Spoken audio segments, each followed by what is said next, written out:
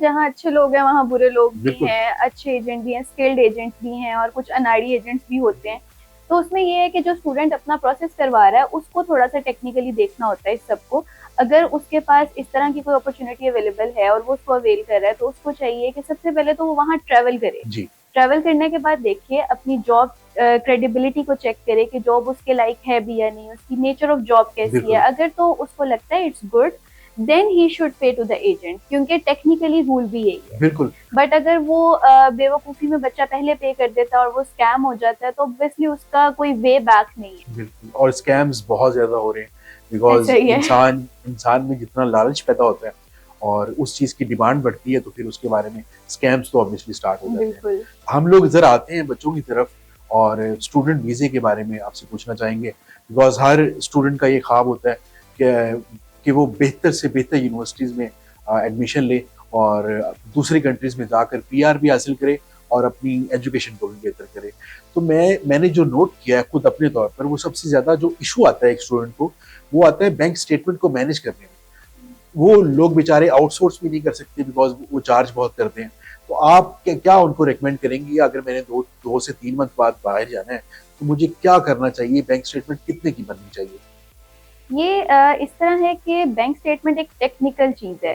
किसी भी प्रोसेस के लिए, even if you are going for study visa, तो उसमें भी बैंक स्टेटमेंट जो है ना एक टेक्निकल प्रोसेस जी। होता है और उसके टाइम को टेक्निकली कैलकुलेट करना पड़ता है।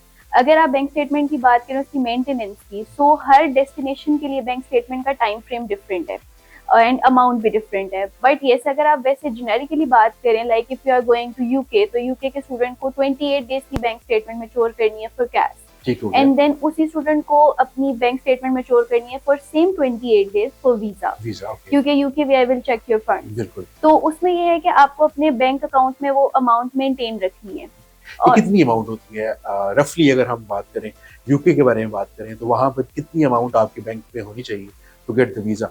ये केस टू केस वेरी कर रहा होता है। लेट्स से अगर बच्चे ने इनसाइड लंदन जाना है तो बैंक स्टेटमेंट थोड़ी ज्यादा होती है, अगर आउटसाइड लंदन जा रहा है तो उसमें बैंक स्टेटमेंट थोड़ी सी कम हो जाती है। बट अगर आप एक एवरेज और कैलकुलेटिव बात करें तो उसमें ये है कि बैंक स्टेटमेंट जो रिक्वायर्ड होती है वो 70 to 80 lakhs की रिक्वायर्ड होती है for masters. And then undergraduate का डिफरेंट क्राइटेरिया, रिमेनिंग फी होती है, उसमें आपके लिविंग कॉस्ट होती है। एंड देन उसकी जो मेंटेनेंस है वो 28 डेज की होना बहुत जरूरी है for cash, for cash and 28 days for for visa. Visa. 70 से 80 लाख बहुत ज़्यादा है। हर स्टूडेंट इसको अफोर्ड नहीं कर सकता। मुझे ये बताएँ कि इसके अलावा कोई हल है हमारे पास? वैसे हमारे पास पाकिस्तानियों के पास जुगाड़ बहुत होते हैं, तो इसका कोई जुगाड़ है? बैंक स्टेटमेंट का जुगाड़ इसलिए नहीं हो सकता क्योंकि वो एक इलीगल टर्म हो जाएगी।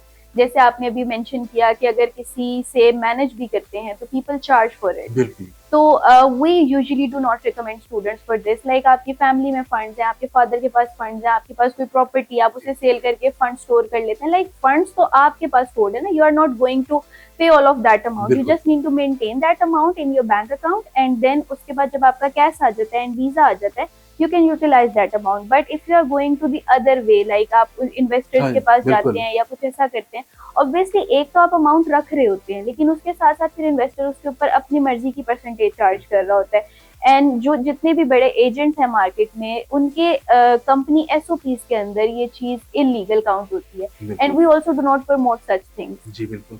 अच्छा, लेट्स सपोज़ अगर बाहर से आउटसोर्स करता है वो बंदा, तो उसकी मिनिमम कॉस्ट जो मुझे आइडिया है वो तकरीबन 8 से 10 लाख है। अब वो 8 से 10 लाख आप समझे कि बिल्कुल आप ज़ाया कर रहे हो, आप वैसे ही फेंक रहे हो। तो अच्छा, मैं स्टूडेंट हूँ, मैं जा रहा हूँ, तो मेरे फादर या मेरी मदर वो स्पॉन्सर हो सकते हैं मेरे फंड्स के लिए? एग्जैक्टली, आपके जो गार्डियन है, लीगल गार्डियन, वो आपको स्पॉन्सर कर सकते हैं।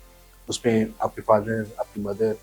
आपके फादर और मदर सिर्फ, आपके बहन भाई नहीं करेंगे। ठीक हो गया। आपके फादर और मदर आपकी बैंक स्टेटमेंट जो है वो आपको स्पॉन्सर कर सकते हैं। उसमें भी फिर आपका एफिडेविट अटैच होता है, अकाउंट मेंटेनेंस सर्टिफिकेट्स रिक्वायर्ड होते हैं, जस्ट फॉर द वेरिफिकेशन के जो आप अपनी बैंक स्टेटमेंट अटैच कर रहे हैं उस बंदे के साथ आपका लीगल रिश्ता क्या है।